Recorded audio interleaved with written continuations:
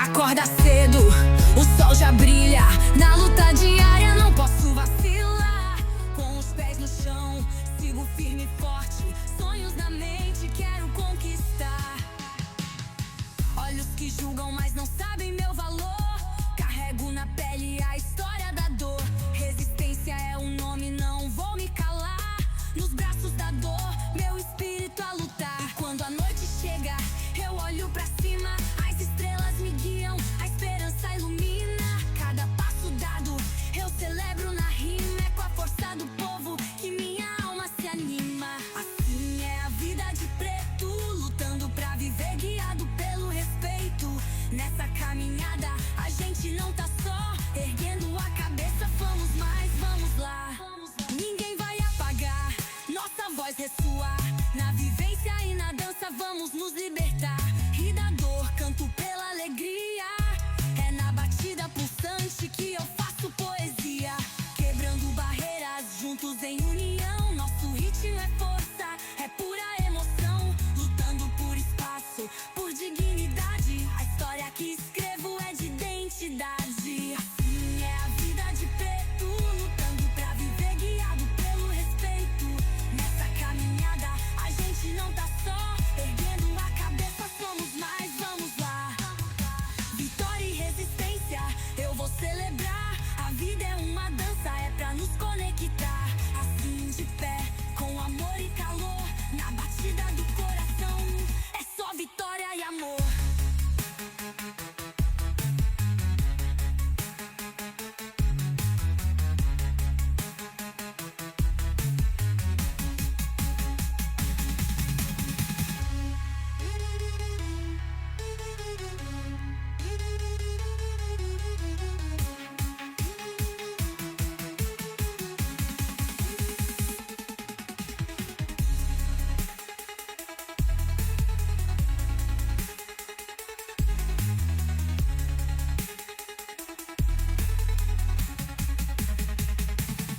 Vitória, vida de preto, lutando pra viver, guiado pelo respeito. Nessa caminhada, a gente não tá só, erguendo a cabeça, somos mais, vamos lá.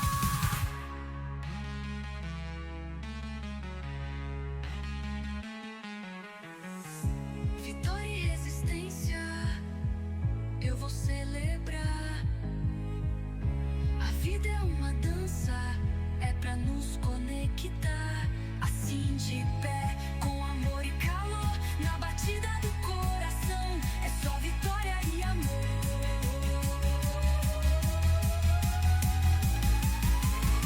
É só vitória e amor.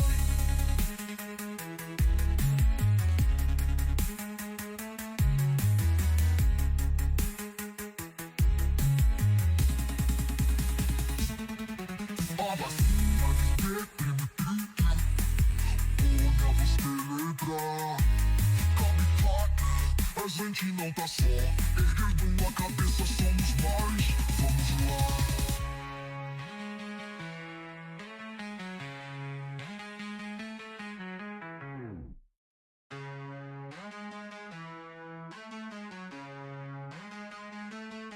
Acorda cedo, o sol já brilha.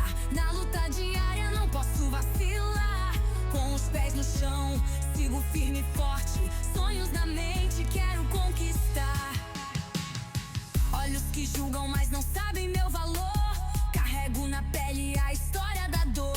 Resistência é o nome, não vou me calar. Nos braços da dor, meu espírito a lutar. E quando a noite chega, eu olho pra cima. As estrelas me guiam, a esperança ilumina. Cada passo dado, eu celebro na rima. É com a força do povo que minha alma se anima. Assim é a vida de preto, lutando pra viver, guiado pelo respeito.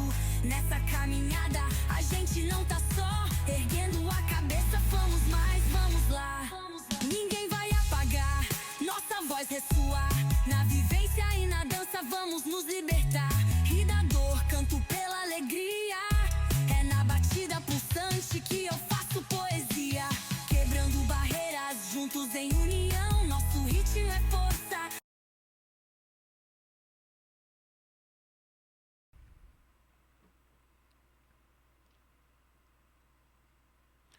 E aí, pessoal, tudo beleza? Legal? Mais um podcast aqui, Vida de Preto. Hoje recebo aqui com muita alegria companheiro de trabalho aí, de sala de aula, de escola. Ele que é engenheiro, ele que é professor de matemática, ele também que tem um canal do Cablão, onde ele resolve questões matemáticas de Enem, né? Das provas aí de ETEC, coisa e tal. Hoje está comigo aqui o Frederic Cablan, mais conhecido como Fred. Bom dia, Fred. Bom dia, João. Prazer estar aqui com você, conhecer a sua equipe aqui do Vida de Preto. Né? Tenho acompanhado aí seu trabalho. Quero desejar parabéns aí para você, dar os parabéns pelo esse trabalho, é importante aí para nossa comunidade, né? E trocar essa ideia com você aqui hoje vai ser um prazer, cara. Espero que o pessoal curta aí também. Beleza. Então vai ser legal, Fred. Eu já queria começar, Fred, que você falasse um pouco quem é o Fred, quem é o Frederic, quem é a origem, papai, mamãe, essa luta aí. Fala pra nós. Cara, bom, falar de si é meio complicado, mas assim, mais um preto periférico, né, velho? Querendo ou não, por mais que a gente tenha essas conquistas aí que, por uma visão assim capitalista, não é grande coisa, assim, o pessoal, né, valoriza muito questão de ostentação, essas coisas, mas eu considero que eu sou um preto vencedor, assim, né? Se eu for analisar minha origem, toda a minha história, acho que onde eu tô é um lugar legal, assim, né? Comparado com os colegas que eu tive de infância, por exemplo, né? Então é isso, mãe solteira, todo aquele enredo, né, de sempre, né? Mãe solteira, trabalhadora, né? Ficava em casa sozinho, esse tipo de coisa. Mas graças a Deus deu tudo certo aí, cara. Estudou um pouquinho aí, né? Conseguiu um bom emprego aí. Me formei de graça, que é mais importante, que não tinha condições, né? Mais ou menos isso. Meu pai, ele é africano, né, velho? Então isso pesou bastante, assim, na minha... Apesar de não ter conhecido ele durante a infância, saber que ele existia, esse tipo de coisa, ter o nome também, né? Isso mexia com a autoestima, sabe? Naquela época, quer dizer, não vou falar a minha idade, mas assim, o comum era ter as duas figuras em casa, entendeu? Não era comum ter a mãe solteira, como é hoje. Hoje é bem tranquilo. Mas assim, a gente tinha esse estigma, né, de mãe solteira e tal, né, meu?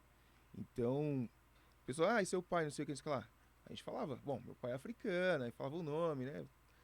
Meio que machucava um pouco, mas eu tinha essa referência, sabe? Então, tipo, eu tinha um orgulho, assim, de ter um pai africano e tal, né?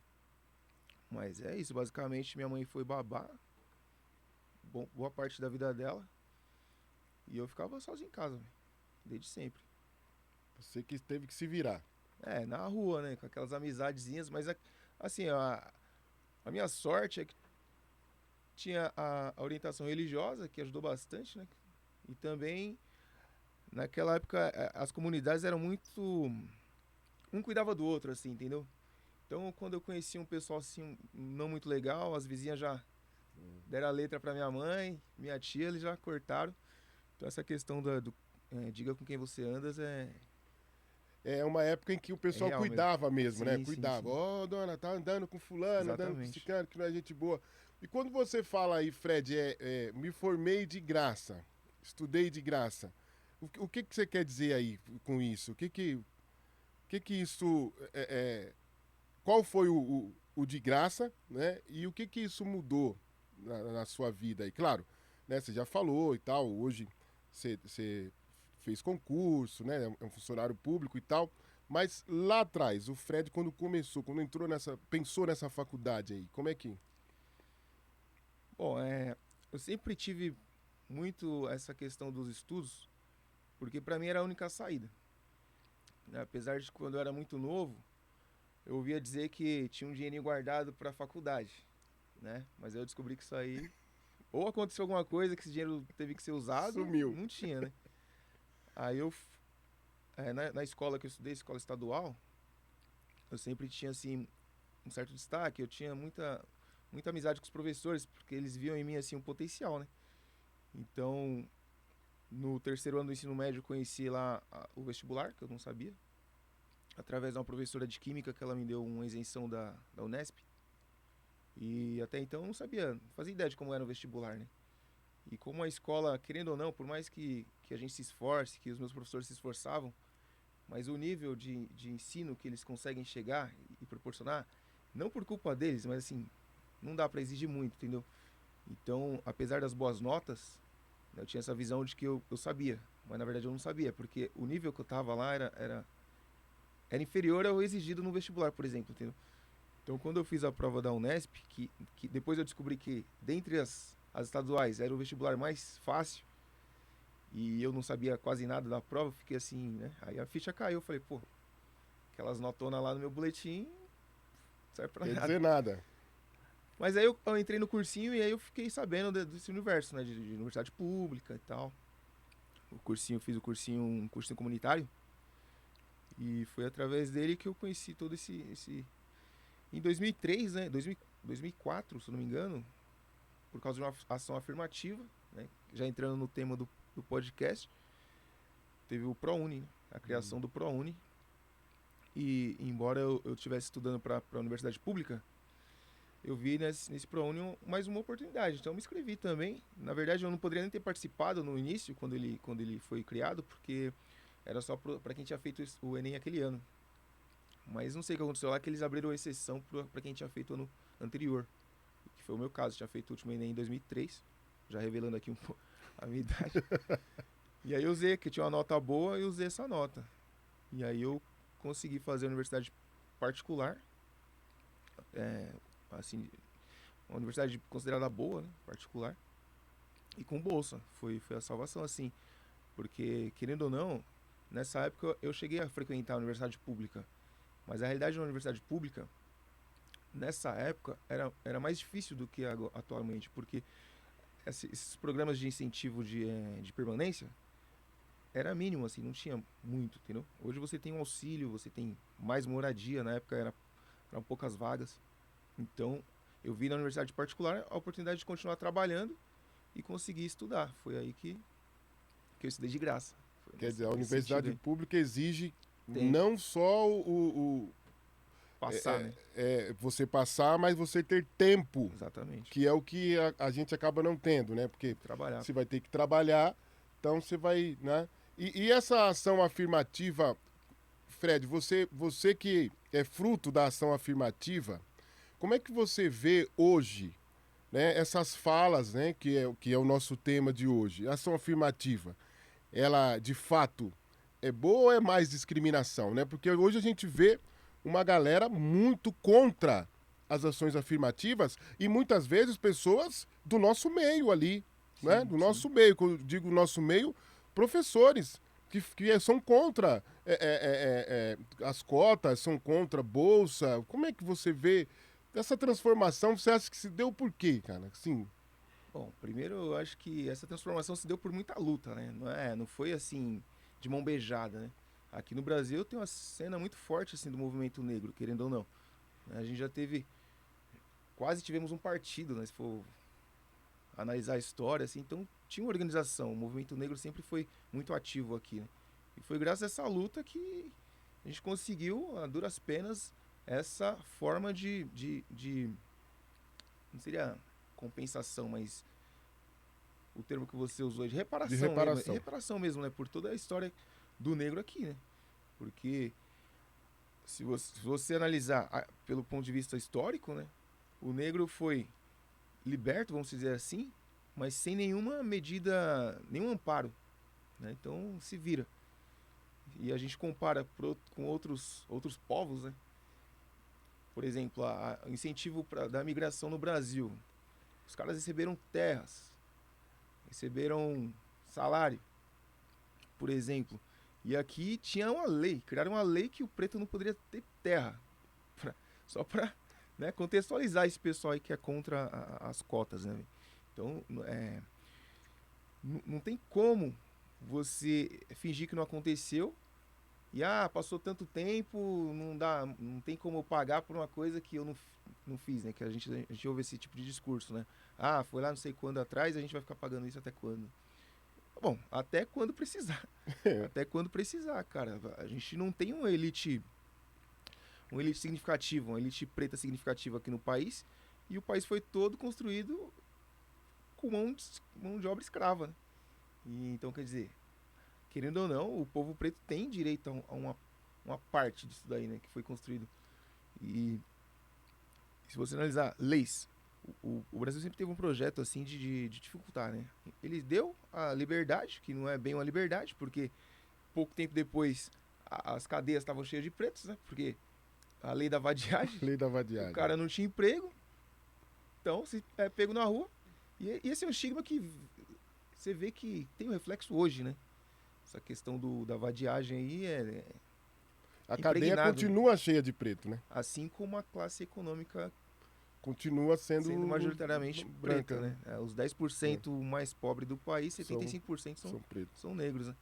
E aí a gente derruba esse outro argumento que muitas pessoas falam que, mas tem que fazer cota só para cota social, não tem que ter cota racial, né? Porque o meu filho é branco, pobre e não sei o que, não sei o que lá. Então as pessoas não conseguem entender que o preto e o branco pobre, como dizia os Racionais, né? No Brasil não são iguais, né, velho? Porque além do preto ser pobre, ele ainda carrega em si as consequências do racismo estrutural, né? Então a cota social não ia fazer essa reparação comparando um preto e um branco pobre, né? Porque o branco pobre, quer dizer, ele não tem na hora de uma entrevista, por exemplo, né? Ele não vai estar sobre ele ali o peso da pele dele, entendeu? Então ele até consegue um emprego mais fácil, inclusive, né? São dados aí que eles recebem mais do que um preto no mesmo cargo ali, com a mesma escolaridade. Então... Cara, agora uma pergunta boa. Você já passou por isso, Fred, de uma entrevista, sentir numa entrevista que você, de repente, questão de inteligência ou de capacidade, você era superior a algumas pessoas que estavam ali, mas que pesava sobre você a questão da pele? Você já sentiu isso? É muito boa essa pergunta, porque assim, né, como é meio subjetivo, não dá pra você cravar que foi isso, sabe? Então fica sempre ali pairando aquela ideia no ar, né? Mas você vai ligando uma coisa na outra e você acaba caindo nessa conclusão, né? Porque não tem outra explicação, entendeu? Eu fiz uma escola técnica tradicional aqui de São Paulo, né? Senai, posso falar? Senai. Sim. E assim, na época de seleção, iam pessoas da mesma turma que eu, entende? E a gente via ali no dia a dia do curso o desenvolvimento deles, entendeu? Então, pessoas que tinham dificuldade e tal. E no processo seletivo, muitas vezes tinham mais de uma etapa, né? Então eu sempre ia para a última etapa, que é o caso seria a entrevista, né? Então ia 2 ou 3 no máximo para entrevista. E geralmente eu era o pretinho da vez, né? E assim, teve uma entrevista até que, né, uma colega de classe, ela foi contratada inclusive, que assim, ela chegou lá com o pai dela na entrevista, toda aquela coisa, tipo, a gente tinha o quê? Tinha uns 18, 19 anos já, entendeu? Então, pra você ver, né? Pô, não tem autonomia pra ir numa entrevista sozinha. Ela foi acompanhada dos pais e tal. Eu achei aquilo meio estranho.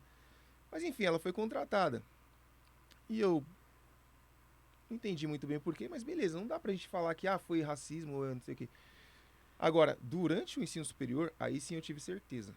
Porque, querendo ou não, no nível técnico, como é um pouco mais acessível, principalmente ali no começo dos anos 2000 ali, então tinha mais pretos, assim, no curso técnico, né?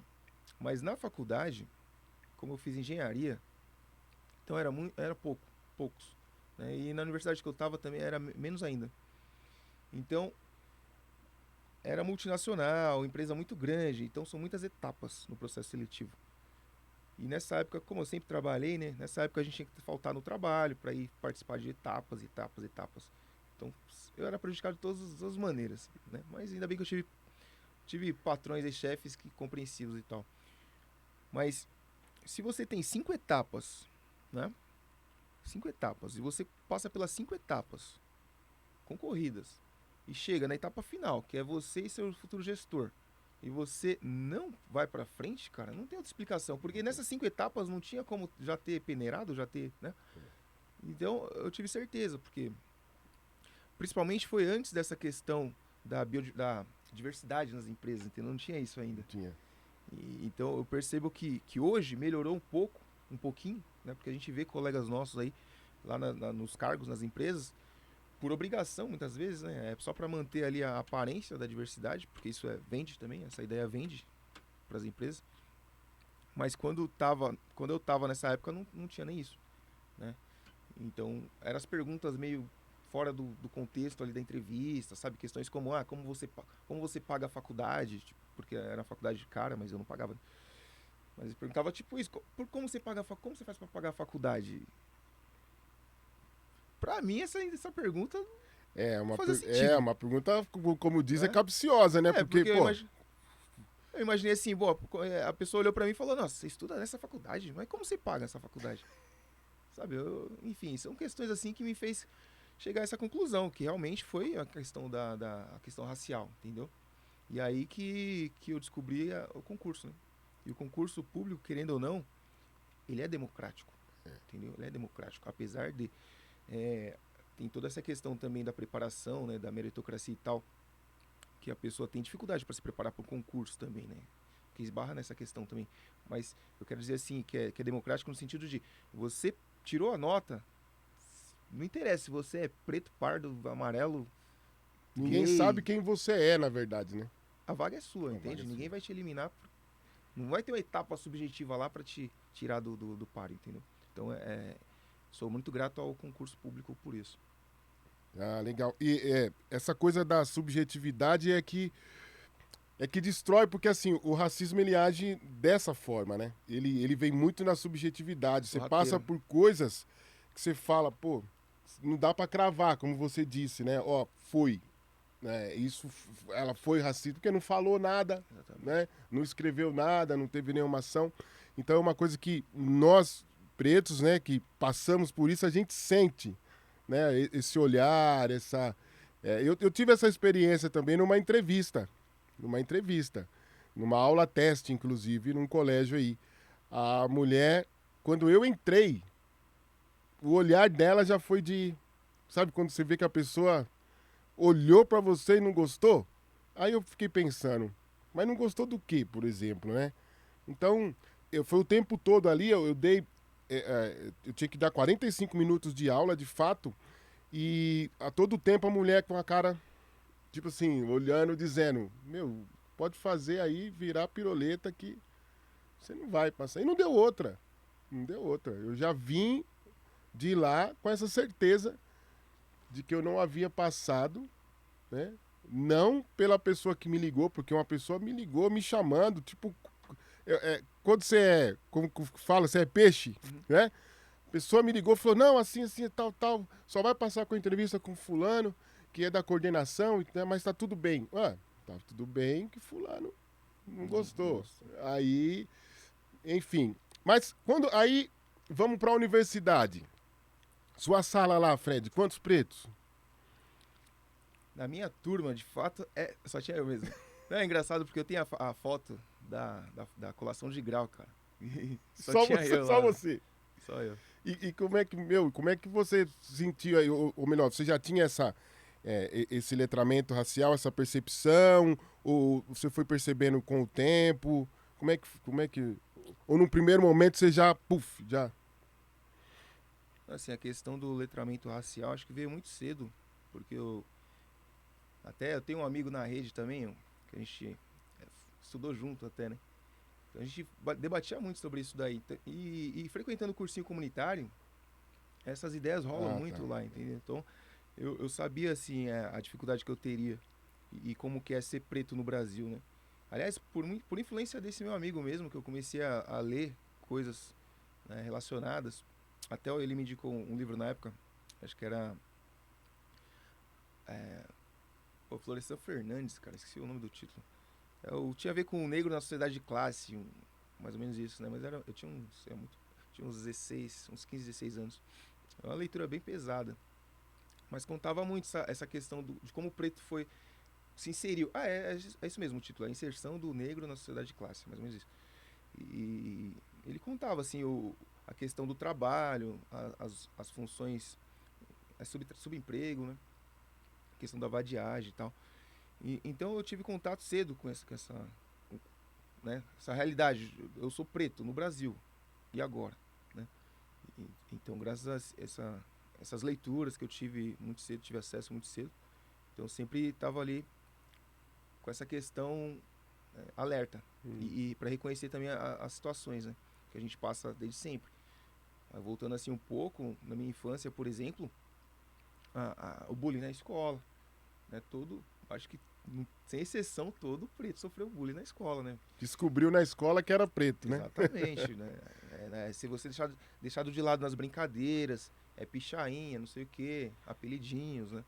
Então, não tem como você não ter essa percepção, né? A menos que você não queira, sei lá, enxergar o que está acontecendo, né? Mas você é exposto a isso ao tempo todo, então não tem como não ver, né, que existe essa questão aí racial no país, né? E na universidade não foi diferente. A começar pelos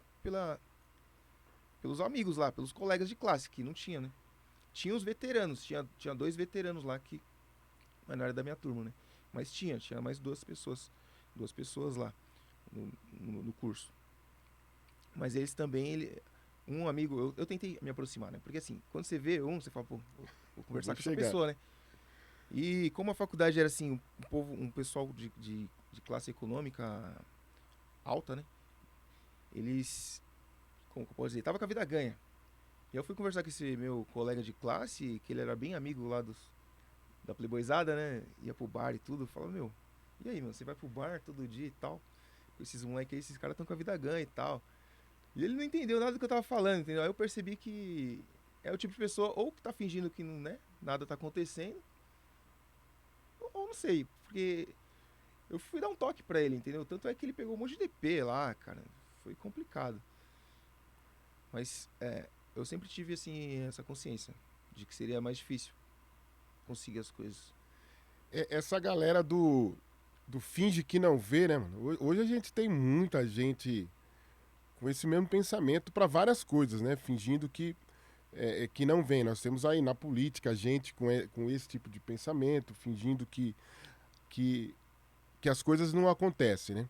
Nós tivemos um fato agora aí, Fred, que foi aquela deputada que chegou lá aí, né? E se pintou, e eu como mulher branca e coisa e tal, né? O que eu fiquei pensando foi assim, além do crime que ela comete, para além do crime que ela comete, ela se coloca logo como mulher branca, e aí, claro, a internet não perdoa, os caras vão atrás. Ela se declarou parda. Então, quando eu me declaro pardo, eu estou fazendo parte dos pretos, né? Mas aí ela vem à tribuna, se declara uma mulher branca, que as dores dos pretos e coisa e tal. E eu fiquei pensando, como é que isso atravessa você, Fred, vendo uma situação como essa e sabendo que, infelizmente, num país como o nosso, onde o racismo é um crime inafiançável, imprescritível, essa mulher vai continuar lá onde ela está, propagando essas ideias que ela propaga. Como é que você, Fred, quando vê uma parada dessa, né, porque não tem como você ver isso e você não pensar na sua vida, né? Então, como é que isso... Ô, João, é o seguinte, ali, por mais triste que possa ser, cara, nada surpreende. Aquele pessoal ali parece que eles estão num circo, não sei o que acontece. Então tem cada atitude ali que é uma pior que a outra, como você já viu tanta coisa, né? Já viu homofobia ali, né? Inclusive tá nesse contexto, Tá. né? Com relação a Erika Hilton e tal. Mas você fica indignado, mas é uma indignação...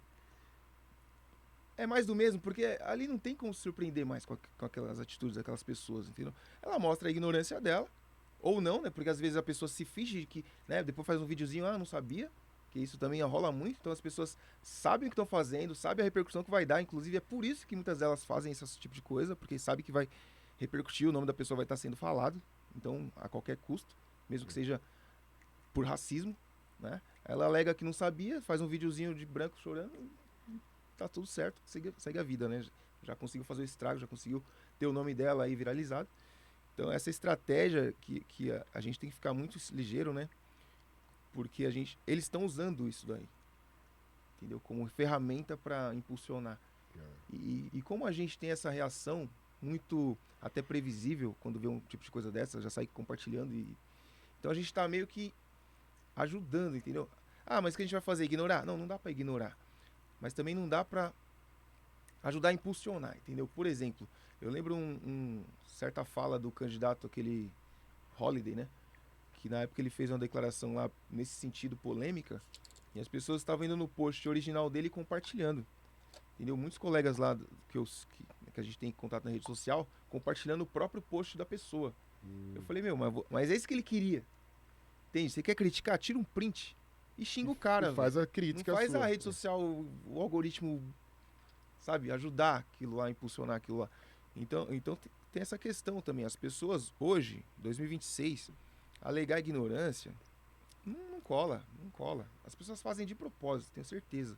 Blackface, no carnaval, fantasia, é de propósito, porque sabe que vai repercutir, entende? Então a gente também tem que se policiar nesse sentido. Quando vê uma coisa que é indignante, mas não vai lá comentar, por exemplo, no post. Porque até você ir lá xingar no post tá ajudando o algoritmo. O algoritmo, ele não vê racismo, não vê política, ele só vê o ódio ali, e aquilo tem força. Opa, tá todo mundo xingando, isso aqui é importante, vamos mostrar pra todo mundo. Então eu acho que tem que abafar isso aí, por mais difícil que seja, né? Você vê uma coisa lá, deixa lá. Passa e faz o seu post na sua rede lá, criticando, né? Tira um print se precisar. Mas não comente no post da pessoa original. Não, Só para concluir em relação a essa política aí, quando descobriram lá que ela tinha colocado parda numa ficha lá, na declaração dela, isso me fez lembrar, né, de quando essa ação afirmativa aí das cotas foram criadas, e você ia visitar ou você ia frequentar a universidade, um ano depois ou 2 anos depois, você via que o público não tinha mudado. Então, tinha sido criado as cotas, mas você ia lá nos cursos, nas universidades, você não via. Quer dizer, tanto é que todo aquele protesto das pessoas contra deu uma apaziguada, assim, porque eles viram que, pode pôr cota aí que não vai mudar aqui a cara da nossa universidade, né? E, de fato, demorou bastante para você ver uma diferença no público, no fenótipo, né, das pessoas, por causa disso, porque não tinha como aferir essas pessoas que estavam se declarando parda ou negra. Então a pessoa simplesmente falava que era parda ou preta e entrava na universidade e se formava branco, entende?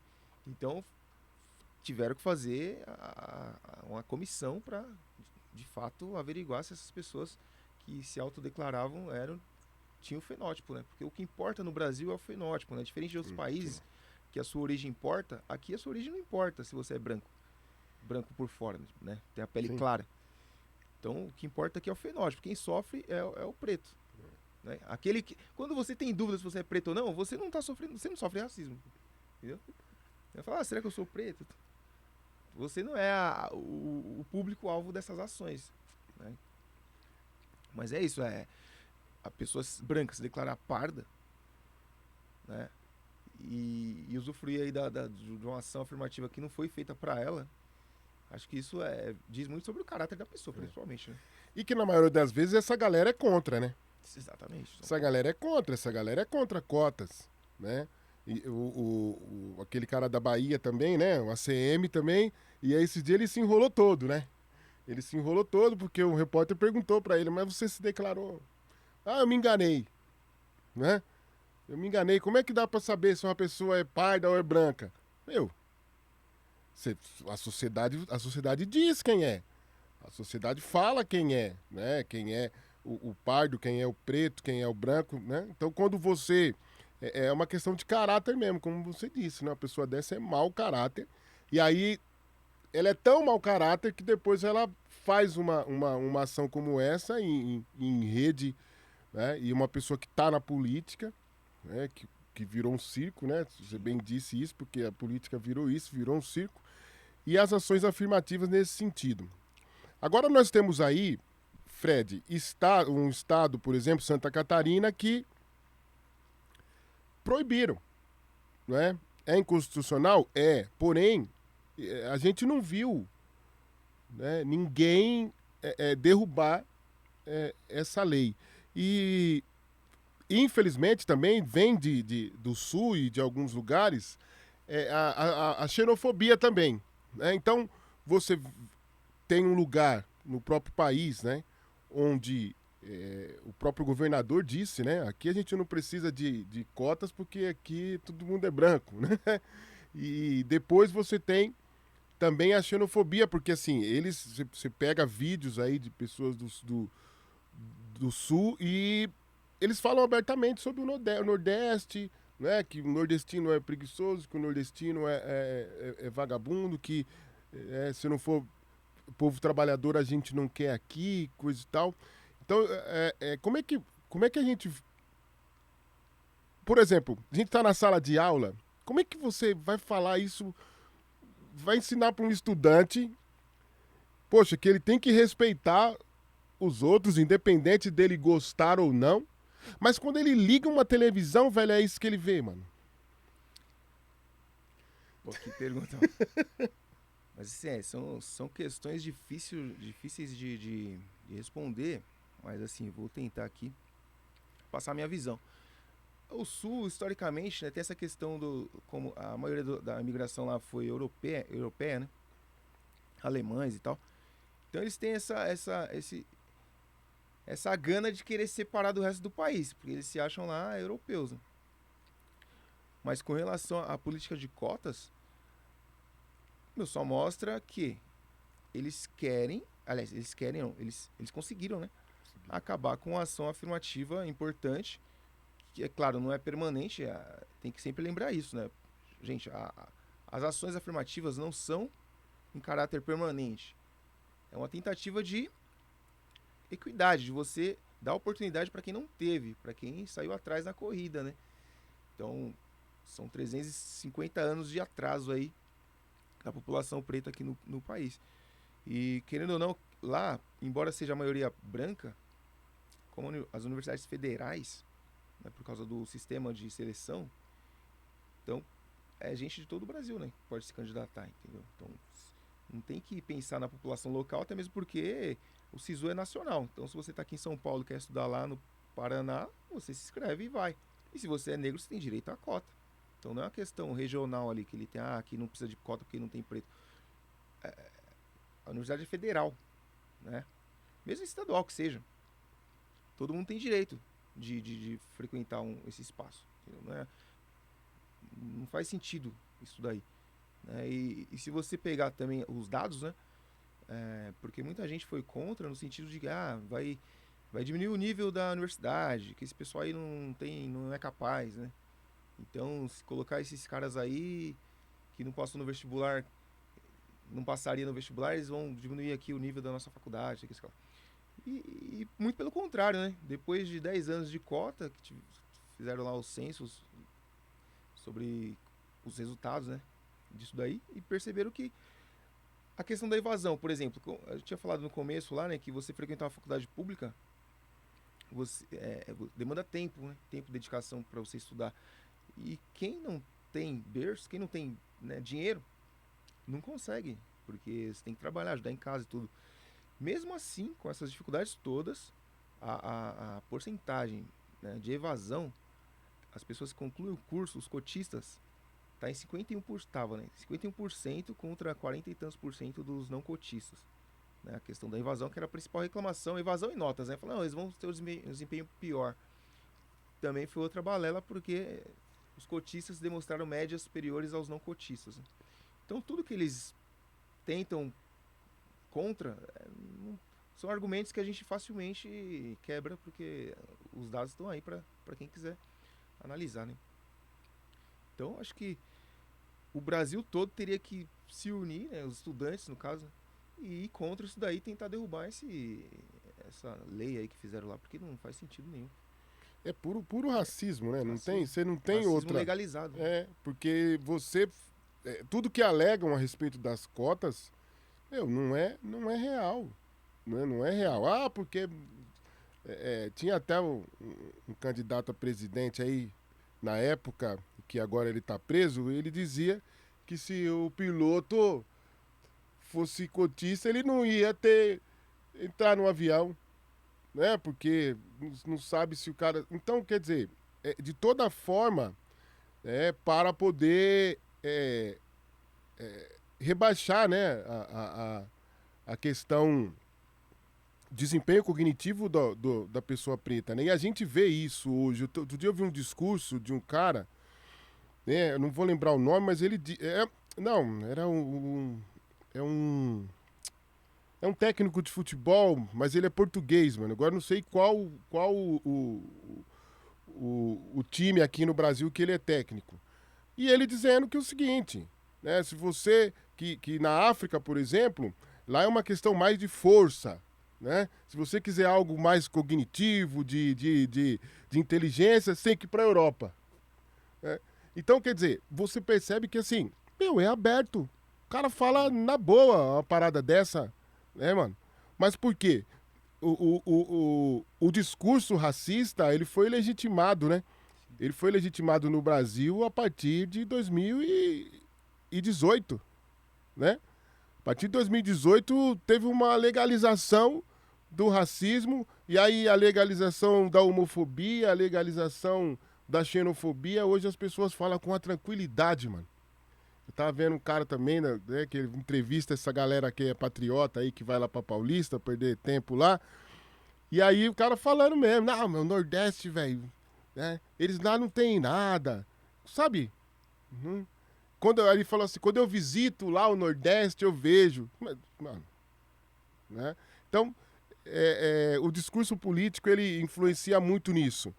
Mas, Fred, uma coisa interessante, outro dia eu ouvi de um estudante, queria que você comentasse isso, que é o seguinte. Ela falou assim, nós estávamos conversando sobre política, filosofia política, e aí, numa das questões era, pô, quem é o governador de São Paulo, mano? Ela falou que era o Geraldo Alckmin, velho.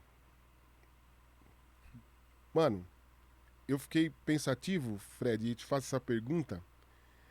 Cara, será que a gente tá, como professor, será que a gente tá errando, velho? Quando você olha para aquela galera, como é que você se sente, mano? Bom, João, nossa realidade na sala de aula, cara, tem sido cada vez mais difícil, né? Mas quando você vê um estudante do ensino médio, né, declarando uma coisa dessa, você vê a alienação total, né? Não sabe o que está acontecendo e que está diretamente relacionado à vida dela, né? Que é a política, né? A vida de todo cidadão, a política influencia grande parte. Pô, Geraldo Alckmin. Agora você... Mas enfim, cara, eu me sinto assim, muitas das vezes impotente, entendeu? Apesar da minha matéria, né, matemática, tem um estigma muito forte, enraizado no país, nas famílias e, consequentemente, na mente deles, né? Eles têm um bloqueio muito forte com relação à disciplina, uma resistência. Mas eu sempre que tem uma brecha, eu tento, né, falar do cotidiano também, sempre relacionando aí com números, estatísticas, né? Mas a política está em todas as áreas, né? Então assim, mas eu me sinto impotente no sentido de não conseguir acessar aquelas mentes, entendeu? Elas já vêm com a visão deturbada da realidade, entendeu? Já vêm de casa com informações falsas, né? Então, você desfazer isso é quase impossível, né? O que derruba aquele argumento de que a gente é, doutrinador, Doutrinador. né?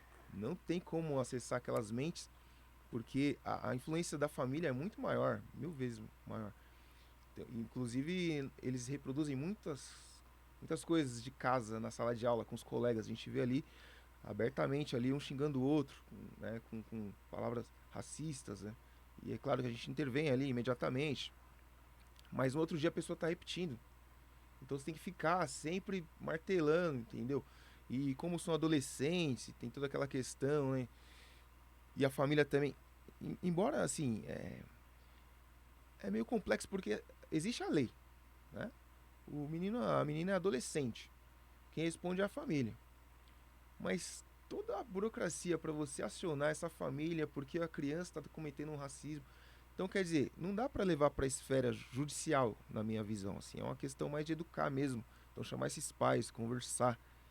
Só que, se você perceber, claro, que essa família não tem jeito, né, que eles não vão conseguir reverter esse quadro, eu acho que é importante judicializar essas questões na escola, né? Porque a gente tem cada vez mais casos gravíssimos, né? A gente teve recentemente aí a questão lá das 2 irmãs lá que foram agredidas, né? E depois saber o desdobramento de que a mãe do rapaz foi lá e querendo ter razão numa coisa totalmente... Né? Então, quer dizer, você vê que é uma doença mesmo, né? Então, eu como professor, eu fico assim, com as mãos... Eu me sinto impotente, na verdade, a palavra é essa, impotência, velho. Eu vejo assim, pra onde tá indo, o rumo que tá tomando, e eu falo, meu, o que eu posso fazer, cara? Pra que, né? Pra que esses meus alunos não reproduzam o racismo, né? Porque eles são o futuro, né? Então, se as crianças já estão reproduzindo o racismo desde pequeno, então é muito difícil reverter isso daí, né? A criança vai levando isso. Então, eu me sinto impotente, cara. Quando a família legitima isso, aí pronto, né? Aí você não tem... Quando vem uma família que repreende, que fala, opa, né? Em casa não é isso tal, não sei o quê. Agora, quando o caso dessa mãe mesmo, né? Que vai lá e legitima isso, né? Fica muito difícil... Tá passando a mensagem pra criança, né? Muito difícil a gente... Agora, Fred, e nessa questão também... você falou de uma palavra bacana aí, que a gente às vezes é chamado de doutrinador, né? Que a gente doutrina, né, em sala de aula, que nós somos tudo esquerdista, que nós somos comunistas e coisa e tal. Mas, enfim, você falou que lá atrás você teve algumas questões religiosas que te ajudaram, né? Assim como eu também, né? Eu acredito que o ensinamento religioso me ajudou muito, né? Mas como é que a gente vê isso hoje, cara?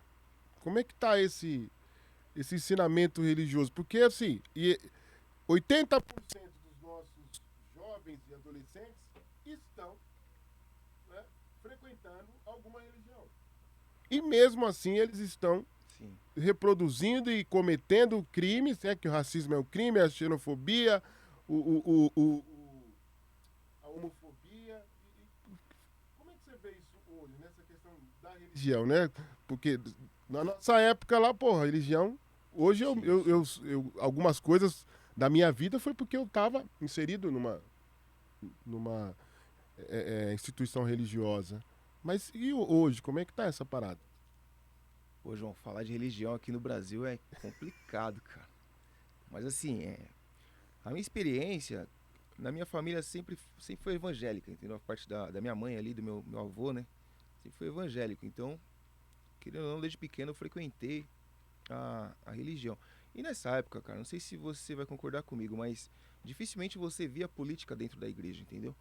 Então, acho que hoje os valores meio que se perderam, assim, sabe? A prioridade ali era a questão espiritual, né? Era questões de alma. Então, hoje você vê muito essa questão da política lá dentro. Então, acho que não combina, entendeu? Porque a partir do momento que você começa a... Porque, querendo ou não, as pessoas que estão lá na religião são fragilizadas, né? As pessoas estão buscando ajuda. Já estão com a mente já, né? Não é regra, mas assim, você está buscando uma ajuda ali espiritual, que as coisas que você conhece não está dando conta. Você está buscando uma ajuda além, né? Um Deus, né? E aí você chega lá, fragilizado, e a pessoa fala, não, é porque fulano, demoníaco, não sei o que, esse crânio é enviado de Deus, não sei o que lá, e vote no cicrano. Cara, que isso vai te... A dor que você tá... Você foi lá buscar uma cura pra sua dor. E ver um discurso político naquele ambiente. É estranho, né, cara? Então eu acho que a religião hoje não tá cumprindo aquele papel, né, de espiritual, principalmente, que eu acho que esse é o papel principal, né? Claro que tem o braço social, que a religião, pô, tem vários trabalhos aí né, que ajudam as comunidades, né? Questão de cesta básica, né? Ajudando as famílias. Mas orientar politicamente, acho que não é o papel da religião, entende? Acho que orientar os frequentadores lá politicamente é desonesto até, entendeu? Porque as pessoas têm uma fé ali, querendo ou não, pelo grau de instrução da maioria deles, eles acreditam que aquela pessoa que está ali ela podemos dizer assim, santa, ela é uma pessoa especial, né? A figura que está lá presidindo. Elas não vê assim um homem ali, um ser humano com falhas e tal, né? Então, se a pessoa que está lá, que tem essa influência toda e fala de determinado candidato, cria isso que a gente está vendo hoje, né? Que um está associado às forças malignas e o outro, sabe, essa coisa bem e mal. Então, acho muito complexo isso daí, porque, assim, desde sempre a gente via um comportamento destoante, assim, da molecada. Porque é questão da idade, né, meu? Eu mesmo, por exemplo, na minha época, a gente via lá os colegas na igreja no domingo e com ações meio estranhas na semana, na escola, sabe? Então, assim, sempre teve isso daí, mas acho que hoje... Mas, assim, a questão do respeito, esses valores eram muito... pegavam muito nessa tecla, sabe? Então, respeitar os mais velhos, sabe? Não responder. Tudo isso a gente aprende na igreja, pô, sabe? Questão de você responder para uma pessoa mais velha que tá te repreendendo, jamais, cara. Então, tipo, a família junto com a instituição religiosa acho que tem um papel importante. Assim como a cultura do rap, por exemplo, né? Que eu costumo falar que o rap também ajudou bastante nessa fase da juventude. Porque as letras tinham uma mensagem. E era uma mensagem clara, não era dúbia. Mesmo hoje, o rap tem uma mensagem clara, mas o nível de interpretação da juventude, eles tem que ser muito mais literal, tem que falar muito assim, é isso. Tipo, porque assim, ó, vamos pegar uma letra assim, sei lá, artigo 157, né? Dos Racionais. Muitos jovens ouvem aquilo e acham que eles estão incentivando a prática, entendeu? Quando na verdade a mensagem é justamente o contrário. Se você está nesse caminho, o futuro é a morte, né? A cadeia. Então o rap, acho que o rap também ajudou bastante com a questão da conscientização, cara. Acho que os rap ali dos 90 ali fez uma diferença também nas mensagens, né? Porque a gente de periferia é muito fácil ser seduzido por um caminho que é considerado mais fácil, mas na minha opinião não é o mais fácil, acho que é o mais difícil, porque o preço é muito maior, né, que você paga. Então, ouvir um rap e ir pra igreja, acho que essas duas coisas me formaram ali no começo. E que hoje é demonizado, né, como você falou, né, a questão do rap mesmo, né, ou melhor, essa ligação entre o mal e o bem, né, e é uma visão bem deturpada do bem e do mal, né? Acho que a galera precisa estudar um pouquinho o que Santo Agostinho falava a respeito dessa questão da existência do mal, né, e tal, porque eles fazem uma ligação capitalista da ideia, e eu penso que assim, não só a política, Fred, mas o capitalismo também, né? De fato, todas as instituições religiosas, elas provêm dessa ideia, né? Elas perpetuam esse capitalismo religioso. Mas acho que está muito forte agora, né? O capitalismo, né? Uma ostentação, né? De um cara que tem um carrão, né? De um cara que fala, oh, eu sou próspero porque Deus me deu 3 carros, né? Aí o seu Zé da marmita na segunda-feira no busão, né? Tá dando uma grana ali, mas Deus para ele só deu o bilhete único, porque né, ele tá orando pouco, ele não é um cara próspero, e aí ele acaba... Seu Zé também, aí ele acaba sendo influenciado por esse discurso, né? E ele acaba, de repente, incentivando um filho ou uma filha dele que uma ação afirmativa, por exemplo, é esmola, né? Não tá certo, tem que lutar, né? Que Deus vai dar e coisa e tal. Então, eu acho que muitas religiões e muitos líderes religiosos, a gente vê fazer um discurso contrário às ações afirmativas, né? Gente contrária até à distribuição de marmita, por exemplo, para quem está em situação de rua e coisa e tal. E acho que isso, como você disse aí, né? Não tem a ver com religião, né? Não tem a ver essa ideia de demonizar aquilo que eu não faço parte, não tem a ver com religião alguma. Mas enfim, Fred, aí eu te pergunto, né? Essas ações, você acredita que a gente corre o risco de algum momento e o que aconteceu em Santa Catarina, por exemplo, vir a acontecer nacionalmente, né, da gente perder o direito dessas ações? Não vejo dessa forma. Eu vejo assim, e torço por isso, que vai chegar um momento que a gente não precise mais, entende? Então, mas atualmente é necessário. Se é necessário, mantém. Acredito que daqui a uns 50 anos, talvez, espero estar sendo bastante pessimista, né? Tomara que seja bem antes. Mas eu acredito que não será mais necessário, entendeu? Vai ter cumprido o seu papel, que era o quê? Equiparar ali, dar uma melhorar as chances, né? De quem começou atrasado na corrida. Então eu acredito que um dia tem que acabar. Um dia, não é que tem que acabar, um dia a gente não precisará mais disso, né? Dessa ação afirmativa. Mas sim, com relação a se é uma reparação ou uma discriminação, eu acredito que tem os dois lados da moeda, entendeu? Da mesma forma que é uma medida reparatória, as pessoas que são contra usam para discriminar. Então, quer dizer, você vê lá um negro num curso concorrido, numa medicina, ou num concurso concorrido, você já associa aquela pessoa a uma incapacidade. Já associa aquela pessoa a um cotista de uma forma pejorativa. Entende? Então, é também usado como uma forma de discriminação atualmente, né? Mas a questão, é a falta de informação, né? Se a pessoa tiver informação sobre a formação do país, ela vai entender que aquilo ali não é um demérito, né? É uma coisa que foi necessária porque por anos de atraso, entendeu? O preto não podia frequentar a escola, né? E não é uma questão assim, não podia, né? Tinha uma lei, né? Não podia frequentar a escola, não podia ter terras. Pô, como que você vai disputar assim? Como que você vai... tem um reflexo disso daí, entendeu? Foi lá não sei quantos anos atrás. Não, a gente vê o reflexo dessas políticas, né? De embranquecimento, de dificultar a vida do preto no Brasil. É isso. É bem verdade mesmo, né?